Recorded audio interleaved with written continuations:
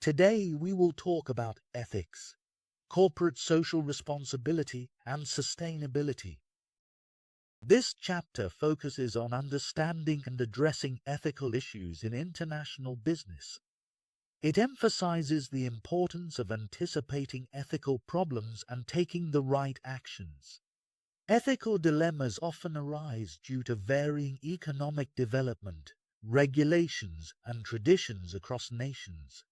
Managers need to possess the skill of recognizing ethical dilemmas and deciding on the appropriate course of action. The chapter begins with an overview of ethics, defining it as the principles of right and wrong that guide individuals, professionals, and organizations. Business ethics govern the behavior of business people, and an ethical strategy aligns with these principles. It explores how ethics should influence decision-making in international business, identifies reasons for unethical decisions, presents various philosophical approaches to business ethics, and expands the discussion to include corporate social responsibility and sustainability. Understand the ethical, corporate social responsibility, and sustainability issues faced by international businesses. Ethical challenges in international business often stem from diverse political systems, legal frameworks, economic statuses, and cultural norms across nations. Practices deemed acceptable in one country may be viewed as unethical elsewhere. Managers in multinational corporations must navigate these variations due to the global nature of their operations. Key ethical concerns in international business typically revolve around employment practices, human rights, environmental standards, and the moral responsibilities of multinational companies. Understanding and addressing these issues are crucial for maintaining ethical standards and social responsibility in a global business context. Employment practices. When multinational corporations, MNCs, operate in countries where work conditions are significantly inferior to those in their home nations, determining which standards to apply, those of the home nation, the host nation, or a compromise, poses an ethical challenge. While it's generally accepted that pay and work conditions will differ across countries, extreme disparities, such as 12-hour workdays, extremely low pay, and unsafe working conditions, raise ethical concerns. For example, Nike faced global backlash when reports revealed poor conditions at its subcontractors in Vietnam, where workers earned only 20 cents an hour in unsafe environments. Although these practices complied with local laws, critics argued that they were unethical by developed nation standards. The controversy led Nike to reevaluate its practices, develop a code of conduct for subcontractors, and implement annual audits to ensure compliance. The Nike case illustrates that MNCs should not tolerate poor working conditions, even when they are legally permissible in the host country. However, the question remains: whose standards should apply? Establishing minimal acceptable standards that respect workers' rights, conducting regular audits, and taking corrective action can help prevent ethical abuses across global operations. To prevent ethical abuses, firms should establish minimal acceptable standards that protect the fundamental rights and dignity of employees. Conduct regular audits of foreign subsidiaries and contractors to verify compliance with these standards. Take prompt corrective action when deviations from the established standards are identified. These steps are essential in upholding ethical practices and ensuring the well-being of employees within the organization and its extended network of contractors and subsidiaries. Human rights issues often surface in international business as many countries still do not uphold basic human rights. Rights that are commonly expected in developed nations, such as freedom of speech, association, assembly, movement, and protection from political repression, are not universally recognized or respected across the globe. Historical and current examples highlight this disparity. A historical example is apartheid-era South Africa, where the non-white majority was denied political rights and forced into segregation. Despite these conditions, many Western businesses continued operating there, which raised ethical concerns about supporting the repressive regime. In response, some companies, like General Motors, adopted the Sullivan Principles in the late 1970s and 1980s, which called for passive resistance against apartheid laws and efforts to promote their abolition. While this approach was seen as a way to ethically justify operating in South Africa, the broader question remains: is it ethical for multinational corporations to operate in countries with poor human rights records? This debate extends to modern examples like China, where foreign investment is often justified on the grounds that economic growth will eventually lead to demands for democratic reforms. However, in cases of extreme repression, like Myanmar under military rule, companies have withdrawn, concluding that investment cannot be justified ethically. While economic considerations may influence these decisions, there is a recognition that some regimes are too repressive for ethical business involvement. Ethical, social responsibility, and sustainability concerns arise when environmental regulations in a host nation are weaker than those in a multinational corporation's home country. Many developed nations enforce strict regulations on pollution, toxic materials, and chemical dumping, but such controls are often lacking in developing nations. This disparity can lead to multinationals contributing to higher levels of pollution abroad than they would at home, raising ethical concerns. The key question is whether a multinational corporation should take advantage of lax regulations in developing countries to lower production costs, even if it results in environmental harm. This behavior, though sometimes legal, raises ethical dilemmas, especially in the context of the tragedy of the commons, a situation where shared resources like the atmosphere and oceans are degraded due to overuse. Corporations that relocate operations to countries with weak environmental laws to avoid pollution controls may contribute to global issues like climate change. This behavior is widely seen as violating basic ethical principles and corporate social responsibility, as it exacerbates global problems such as human-induced global warming, despite local legal compliance. Corruption has been a persistent problem throughout history, and it remains an issue today, especially in international business. Companies have often gained economic advantages by paying bribes to corrupt government officials. A famous case involves Carl Kotschian, then president of Lockheed, who made a $12.6 million payment to Japanese officials to secure an order for the company's TriStar jet. The scandal led to legal charges, political fallout in Japan, and outrage from the public. This incident exposed the unethical nature of such payments, which were not as culturally acceptable as claimed. The Lockheed case led to the creation of the U.S. Foreign Corrupt Practices Act, FCPA, which prohibits bribes to foreign officials, even if they are common business practices elsewhere. In response, many multinational companies, such as BP, adopted zero-tolerance policies on bribery. Others, like Dow Corning, initially allowed for facilitating payments in limited circumstances, but have since moved towards stricter anti-corruption stances due to the difficulty in distinguishing between legitimate payments and bribes. Violations of the FCPA, as seen in the case of Conway's payments to customs officials in the Philippines, continue to show the complexities companies face in navigating corruption laws while operating globally. The ethical obligations of multinational corporations regarding employment conditions, human rights, corruption, and environmental pollution are not always straightforward.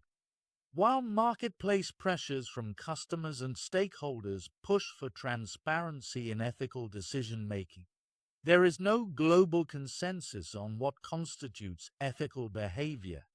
Ethics can vary significantly across cultures. For example, gift-giving in business negotiations is seen as proper in some Asian cultures, but as bribery in others. International managers often face difficult ethical dilemmas, such as dealing with child labor in poor nations. In one scenario, an American executive, following company policy, replaces a 12-year-old girl working in a factory, but the decision leads to unintended tragic consequences. Ethical dilemmas like this highlight the complexity of global business decisions, where no solution may seem entirely ethical. Managers need a moral compass or guiding principles to navigate these difficult situations, as real-world decisions often have far-reaching, complex consequences. International managers may engage in unethical behavior for various reasons, and the underlying causes are multifaceted. Several determinants influence ethical behavior in the realm of international business, including personal ethics, decision-making processes, organizational culture, and realistic performance goals, leadership, and societal culture. We will talk about each determinant in some detail in the coming slides. Societal business ethics are closely linked to personal ethics, which are the principles of right and wrong that govern individual behavior. Personal ethics, shaped by family, education, religion, and media, strongly influence business ethics and ultimately impact a company's social responsibility and sustainability practices. Individuals with a strong sense of personal ethics are less likely to engage in unethical business conduct. Expatriate managers working abroad for multinational firms may face heightened pressure to compromise their personal ethics. Operating in a foreign culture with different ethical norms, they may feel isolated from the values of their home country and parent company. In such situations, expatriates might face pressure to meet unrealistic performance goals by engaging in unethical practices, such as giving bribes or lowering environmental standards. The geographic distance from the parent company can either blind or enable unethical behavior, allowing it to persist. Thus, the personal ethics of managers play a critical role in upholding business ethics, especially in international contexts. Studies on unethical behavior in business suggest that many business people act unethically without realizing it because they fail to consider whether a decision is ethical. They often view decisions as purely business-related and neglect the ethical dimension, as may have been the case with Nike when it subcontracted production without evaluating the working conditions of subcontractors. Ethical considerations were overlooked in favor of cost, quality, and delivery. To improve ethical decision-making in multinational firms, it is important to understand how individuals make ethical or unethical decisions within an organizational context. Two faulty assumptions are common: that people in the workplace make ethical decisions as they would at home, and that people from different cultures make ethical decisions in the same way. In reality, decision-making is influenced by organizational pressures, cultural differences, and varying emphases on factors like individual values, organizational culture, or opportunities. For example, some cultures may prioritize organizational factors, for example, Japan, while others emphasize personal ethics, for example, US, or superior influence, like India. Some businesses foster a culture that discourages employees from considering the ethical implications of their decisions, focusing solely on economic outcomes. This is the third major cause of unethical behavior in companies, an organizational culture that downplays business ethics. Organizational culture refers to the shared values and norms among employees that shape behavior. Just as societies have cultures, so do businesses, and these internal values and norms significantly influence ethical decision-making. For example, in some companies, paying bribes to secure contracts was considered acceptable and a standard business practice. In such cases, even departments responsible for oversight, like auditing and finance, implicitly accepted these unethical practices because the company's culture tolerated or encouraged them. The fourth cause of unethical behavior in business is pressure from parent companies to meet unrealistic performance goals, which may encourage unethical practices like bribery. When combined with an organizational culture that either condones or ignores unethical behavior, these pressures can lead managers to compromise their personal ethics. This toxic environment increases the likelihood of unethical actions. However, an organization's culture can also promote ethical behavior, as seen at Hewlett-Packard, where founders Bill Hewlett and David Packard established the HP Way, a set of values emphasizing respect for people, open communication, and concern for employees, which included a strong ethical component. The fifth root cause of unethical behavior in organizations is leadership.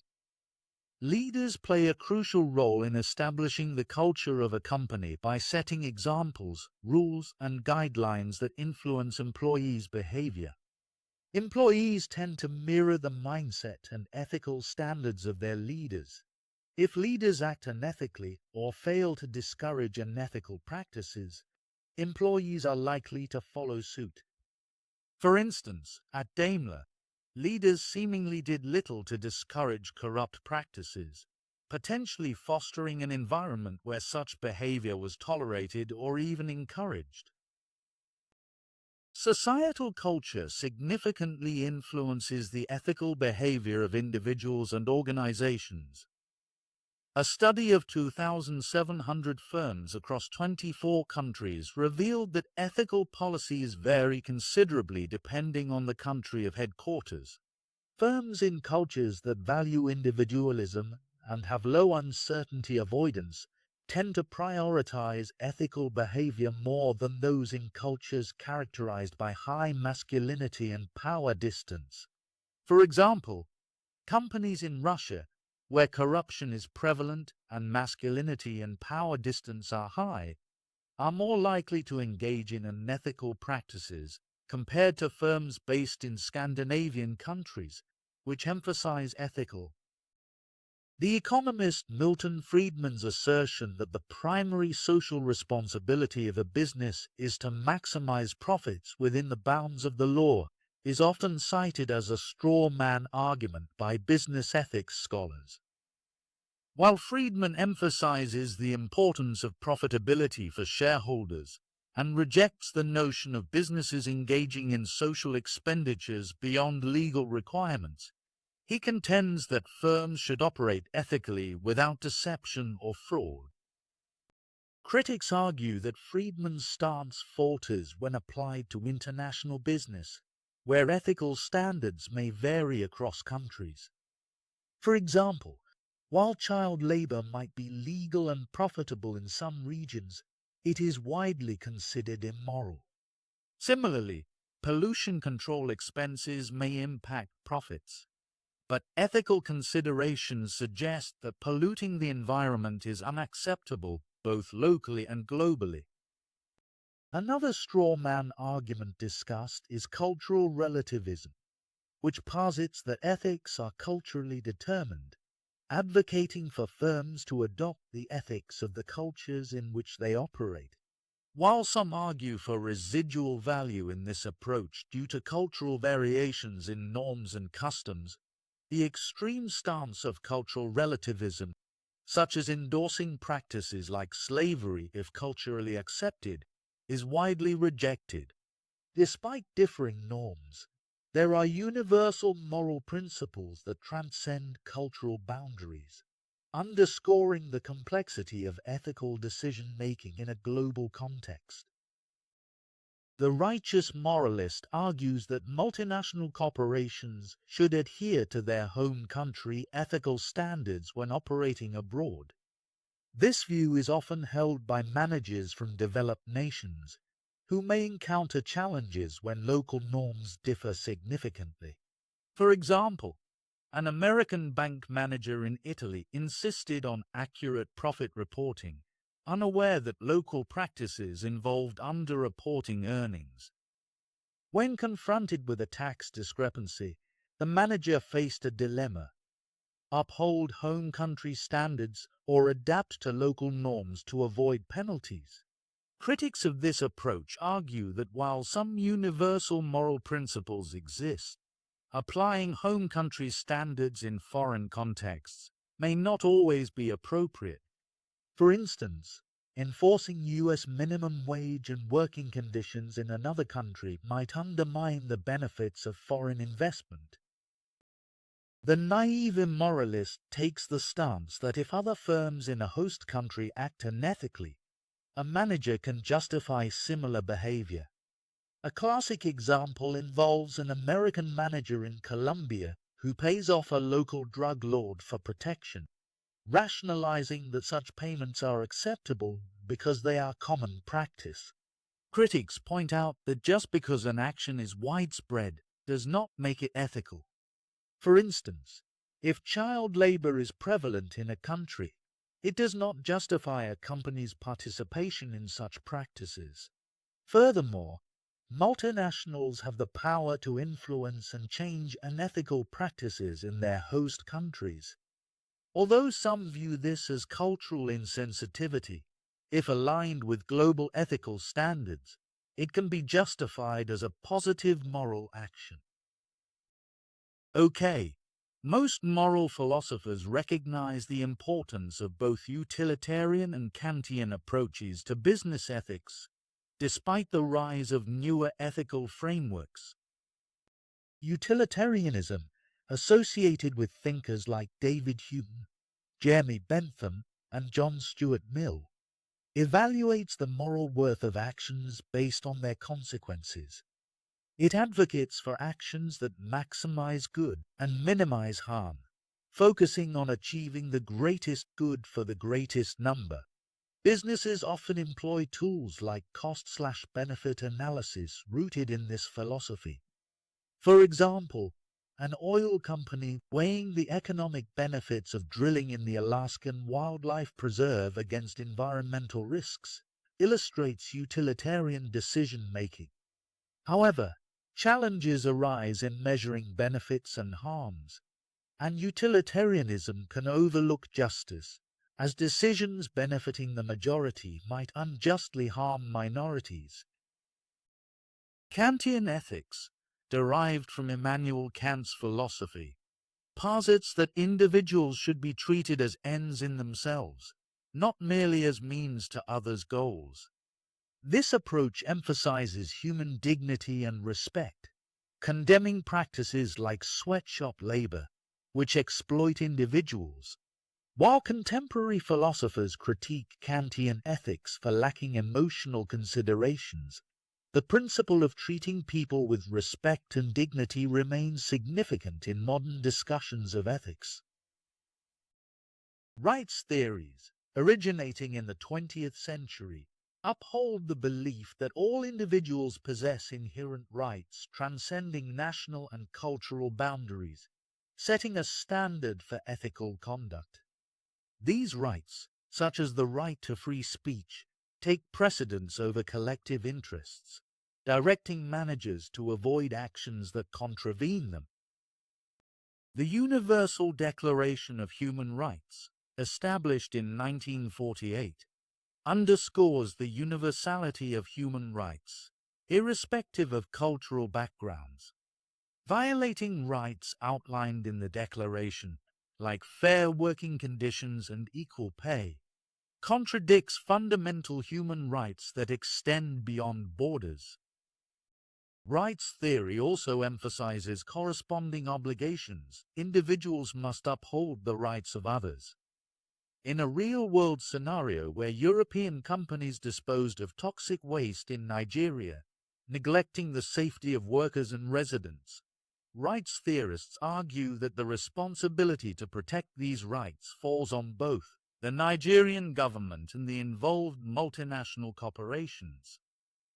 This case demonstrates a collective obligation to preserve fundamental human rights, underscoring the shared duty of various entities to prevent harm and uphold ethical standards. Okay. Justice theories center on achieving a fair and equitable distribution of economic goods and services. One influential theory, attributed to philosopher John Rawls, posits that resources should be distributed equally unless inequality benefits everyone. Rawls introduces the veil of ignorance, where individuals design a just system without knowledge of their personal attributes. Under this veil, people would unanimously agree on two principles: ensuring maximum basic liberties for all and permitting inequalities only if they benefit the least advantaged. This difference principle justifies inequalities that uplift the most disadvantaged. In international business ethics, Rawls' theory prompts managers to consider whether their actions align with principles that would be deemed just under the veil of ignorance. For instance, paying foreign workers less could be justifiable if it benefits the least advantaged globally. However, practices like exploiting labor in sweatshops or harming global commons are unjust and unethical in Rawls' framework. The veil of ignorance serves as a moral compass for managers facing ethical dilemmas, guiding them towards decisions that promote fairness and benefit the most vulnerable members of society. Okay, now the question is, how can global managers integrate ethical considerations into their decision-making processes, particularly concerning corporate social responsibility and sustainability initiatives? To ensure ethical considerations are integrated into international business decisions, managers in multinational corporations face the challenge of addressing complex ethical dilemmas related to working conditions, human rights, corruption, and environmental pollution. Although there are no straightforward answers, managers can adopt several actions to promote ethical principles and incorporate ethical issues into their decision-making processes. Here are 7 recommended actions. Hiring ethically. Prioritize the hiring and promotion of individuals with a strong sense of personal ethics. While identifying unethical candidates can be challenging, companies can utilize psychological assessments and reference checks to evaluate ethical predispositions. Cultivating ethical culture. Foster an organizational culture that values ethical behavior. Leadership should exemplify ethical practices and set high standards for conduct. Ethical decision-making processes. Implement decision-making frameworks that require consideration of ethical implications in business decisions. Establish ethics officers. Appoint ethics officers within the organization to oversee ethical practices and provide guidance on ethical issues. Encouraging moral courage. Develop a culture of moral courage, where employees feel empowered to speak up about unethical practices without fear of retaliation. Corporate social responsibility, CSR, integrates CSR into the core policies of the enterprise, ensuring that social and environmental responsibilities are prioritized. And sustainable strategies pursue sustainable business strategies that consider long-term impacts on society and the environment. To cultivate ethical behavior within businesses, establishing an organizational culture that prioritizes ethics is paramount. This can be achieved through 3 key steps. First, by articulating ethical values via a formal code of ethics, drawing on frameworks like the UN Universal Declaration of Human Rights. And second, by ensuring leadership commitment to actively promote and embody these values, with some companies employing independent auditors to monitor compliance, exemplified by Nike's subcontractor audits, and third, by implementing incentive and reward systems that reinforce ethical conduct, as demonstrated by General Electric under former CEO Jack Welch, who categorized managers based on performance and ethical alignment, emphasizing the importance of upholding the company's core values above all else. To navigate the ethical dimensions of decisions systematically, business professionals must not only cultivate an ethical organizational culture, but also possess a moral compass. The theories of rights and Rawls' justice theory serve as guiding principles in this regard. Moreover, some ethics experts advocate for a practical ethical algorithm to assess decision ethics. This algorithm posits that a decision is ethically sound if the business person can affirmatively answer key questions.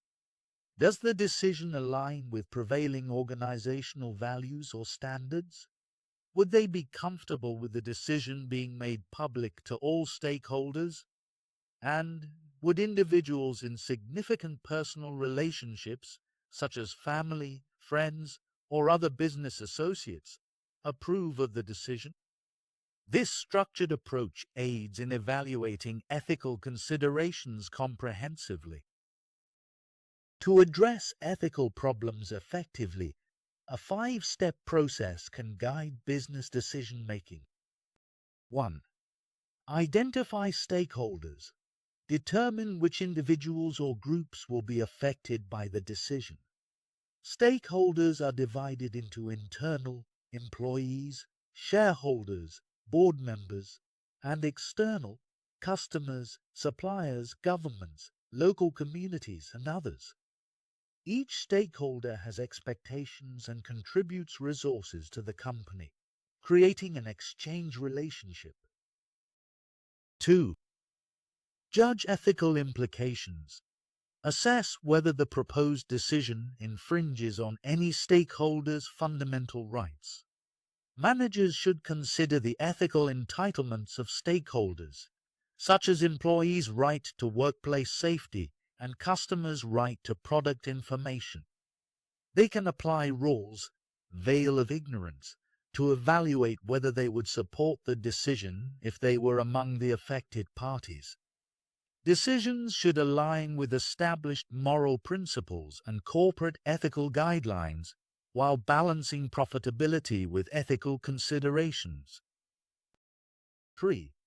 Establish moral intent. Ensure that the organization prioritizes moral concerns above other interests when stakeholder rights or core ethical principles are at risk. Top management support is crucial at this stage, as it encourages middle managers to consider stakeholder interests over solely economic motivations. 4. Engage in ethical behavior. Implement the decision in alignment with ethical principles and ensure that the organization acts in a morally responsible manner. 5. Audit decisions. Review and evaluate past decisions to ensure adherence to ethical standards and the company's code of ethics.